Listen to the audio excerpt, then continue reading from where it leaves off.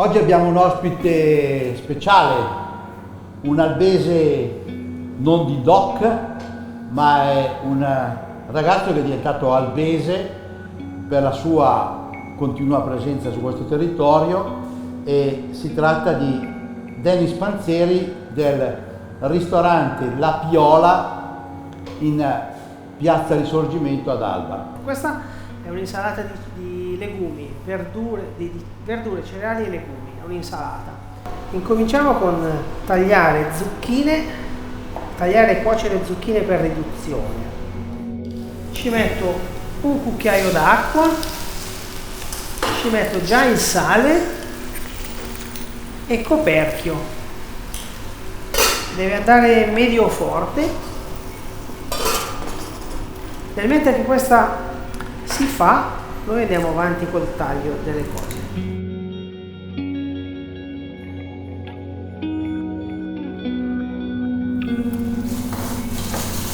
Perfetto.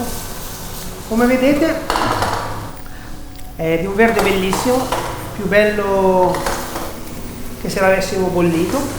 Non c'è più acqua, ogni cosa è cotta separata e abbattuta separata.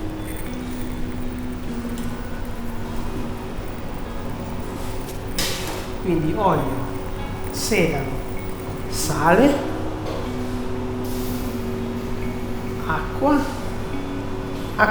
mai troppa, siamo sempre in tempo ad aggiungerle.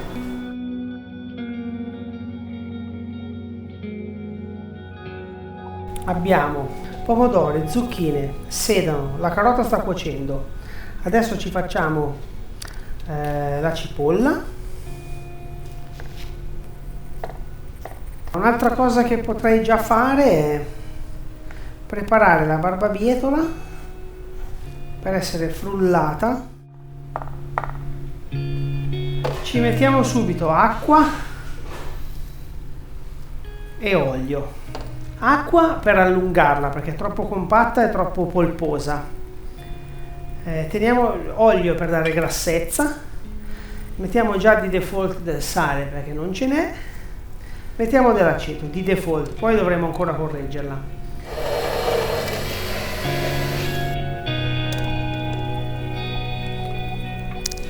Sì. Ci mettiamo ancora del sale e ancora dell'acidità, ma ci metto del limone che ha più freschezza.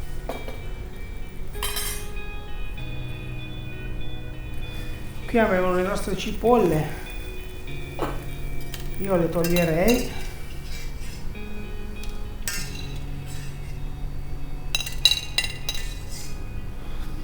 Adesso non resta che assemblare il tutto, e allora io per comodità mi sono portato già i miei cereali e legumi già cotti.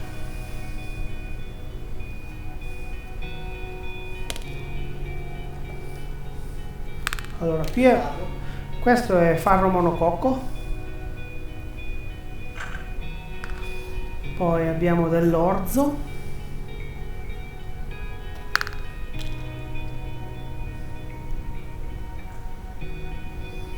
poi abbiamo dei chicchi di grano saraceno,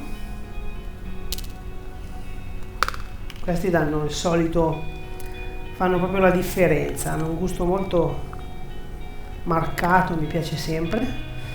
Dei ceci fantastici, adoro i ceci.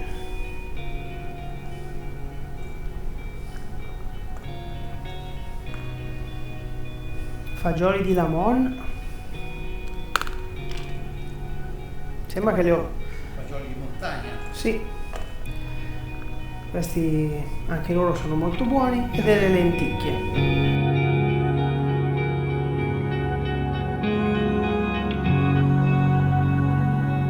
Ai quali aggiungiamo pomodoro, zucchina, cipolla, sedano e carota. Quindi andiamo a 11 elementi.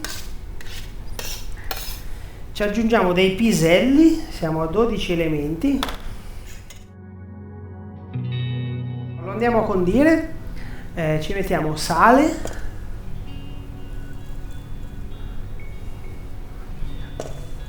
pepe E a me piace che questo composto sia piuttosto bavoso, unto, umido, non asciutto, come anche un'insalata di riso qualsiasi. Quando è troppo sgranata e asciutta non è buona, deve essere molto vellutata in bocca. A me piace mettere l'olio, ma non deve essere, piace mettere tanto olio, ma non deve essere forte. Sale ancora, acidità fondamentale per contrastare la dolcezza di tutto. E adesso andiamo a impiattarlo. Allora, prima mettiamo la salsa.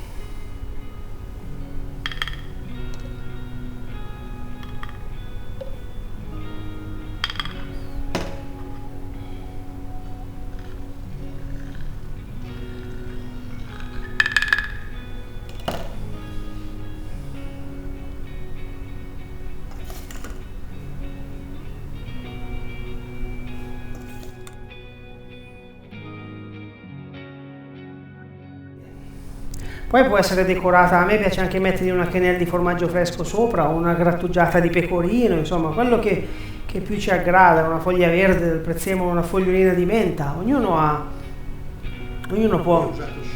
Ho usato scisso, voi mi chiederete perché ho usato scisso? Perché questo è quello che ho trovato ieri al lavoro. Il gianduiotto non è altro che una crema inglese calda. Quando la crema inglese è calda ci facciamo sciogliere dentro del cioccolato al latte e della pasta di nocciole e poi stamperemo e metteremo a congelare. Facile facile. Allora, incominciamo con il tritare il cioccolato per fare in modo di poterlo sciogliere in maniera più pratica, perché sciogliere un cubetto da 1,5 etto ci mette troppo tempo. Allora, gli diamo una leggera sminuzzata.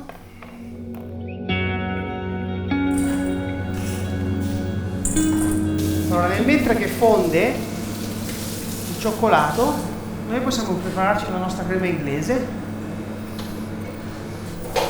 mettendo a bollire della panna, del latte, che noi abbiamo per questioni pratiche abbiamo già pesato. Facciamo scaldare latte e panna e mescoliamo uova, tuorli d'uovo e zucchero in una boule. Allora, tuorli d'uovo. Quindi una classica crema inglese. Classica crema inglese. Senza vaniglia? Senza vaniglia, perché tanto a noi servono il profumo del cioccolato al latte e della nocciola. Sta sciogliendo il tuo cioccolato, sì. Il tuo latte e panna sono pronti. Sono caldi, io direi di aggiungere esattamente, procedere con l'inglese. Per fare l'inglese non bisogna altro che far cuocere l'uovo a 82 gradi. Io la cuocio ancora dentro con la serie. Faccio prima.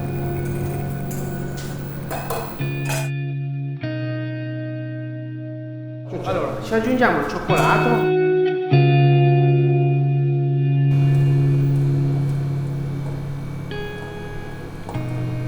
Mettiamola qua, non sporca. Allora, abbiamo aggiunto alla nostra crema inglese il cioccolato.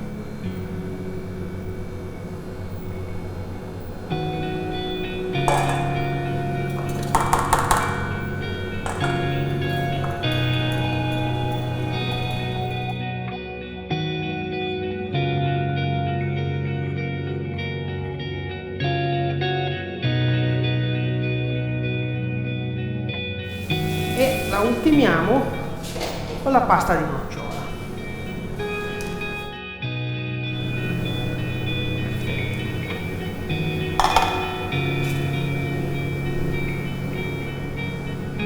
Questi sono i nostri stampi a gianduiotto e versiamo il nostro composto all'interno dello stampo.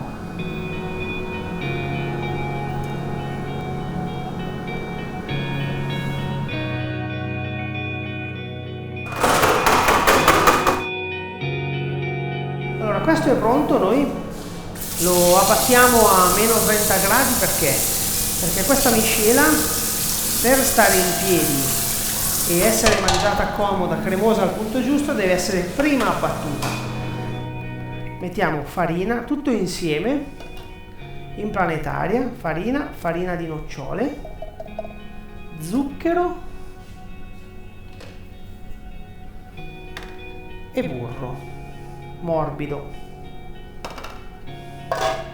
Possiamo procedere lavorandolo molto velocemente in planetaria per non sciogliere il burro.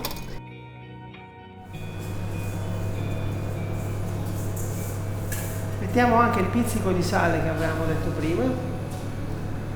Fleur de sel è perfetto perché già è grosso, ma è tenero, non è come il sale grosso per salare l'acqua. E il nostro crumble è pronto. Adesso come procediamo? Dovremo congelarlo per poi tritarlo, per poi cuocerlo. Allora, per far prima lo congeleremo pellicola.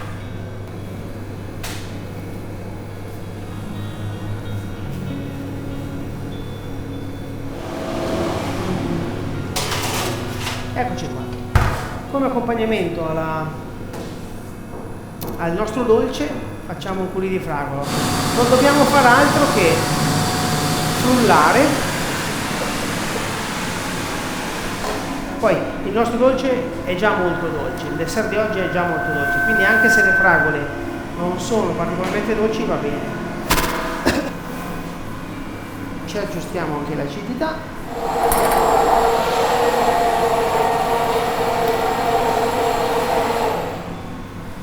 Eccoci qua.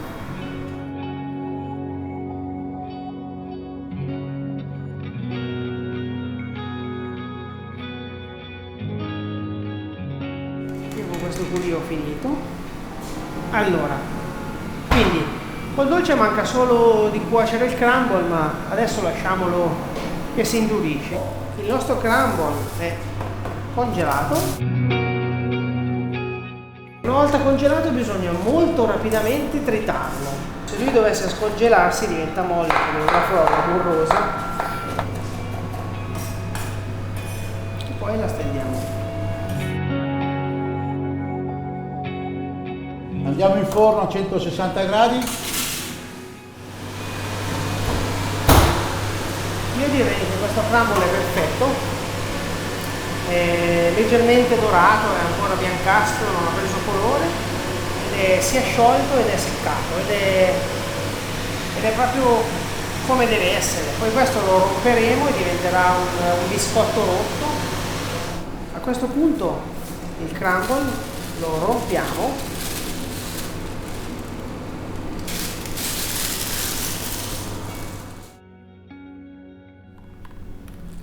Allora andiamo a chiudere il piatto. Sta anche bene questo piatto opaco con la salsa lucida. Prendiamo il nostro crumble, il nostro gianduiotto, lo sistemiamo nella salsa.